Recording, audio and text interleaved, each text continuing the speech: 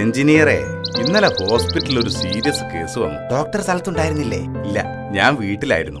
Phone വന്ന ഉടനെ അരമണിക്കൂർ കൊണ്ട് ഹോസ്പിറ്റലെത്തി. ഉടനെ ഓപ്പറേഷൻ നടത്തി. പക്ഷേ രോഗി മരിച്ചുപോയി. കഷ്ടമായിപ്പോയി. എന്നാലും വീട്ടിലായിരുന്നത് കൊണ്ട് അപ്പോഴെങ്കിലും എത്താൻ പറ്റി. പുറത്ത് വല്ലയിടത്തും ആയിരുന്നെങ്കിലോ? ഓപ്പറേഷൻ കൂടാതെ രോഗി രക്ഷപ്പെട്ടു പോയേനെ. ആരടാവൻ? നീ ആള് കൊള്ളാലോ. ഇങ്ങ് വന്നേ. എന്താ കാര്യം? ഞങ്ങൾ ആരാണെന്ന് അറിയാമോ? ചേട്ടൻ ഡോക്ടർ, ഈ ചേട്ടൻ എഞ്ചിനീയർ. എന്നിട്ടാണോ ഞങ്ങളെ കളിയാക്കുന്നത്?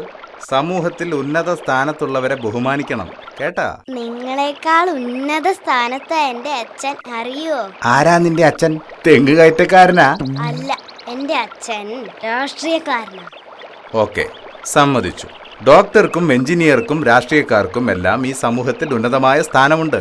പക്ഷേ ഒരു ഡോക്ടർക്കാണ് ഈ പറഞ്ഞ 3 പേരിലും ഏറ്റവും മഹനീയ സ്ഥാനമുള്ളത്. അതെന്താ?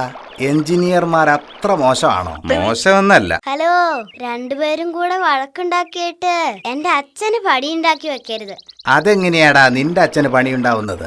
ഇടനിലക്കാരനായി നിന്ന് പ്രശ്നം ഒത്തുതീർപ്പാക്കാൻ ഒരു രാഷ്ട്രീയക്കാരൻ വേണമല്ലോ. അങ്ങനെ നോക്കുമ്പോ രാഷ്ട്രീയക്കാരൻ തന്നെയാ ഉന്നതൻ. അല്ല, ഞാനൊരു ഉദാഹരണം പറയാം. ആദാമിന്റെ വാരിയെല്ലിൽ നിന്നാണല്ലോ ദൈവം ഹവ്വയെ സൃഷ്ടിച്ചത്.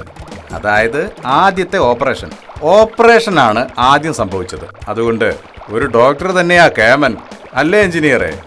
അല്ല, ഞാനൊരു ഉദാഹരണം പറയാം.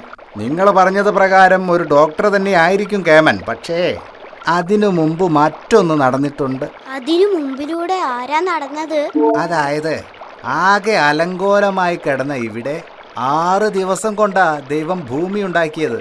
അങ്ങനെ നോക്കുമ്പോ എഞ്ചിനീയറിംഗ് അല്ലേ ആദ്യം സംഭവിച്ചത്? അപ്പോ എഞ്ചിനീയർ തന്നെയാ മുകളിൽ.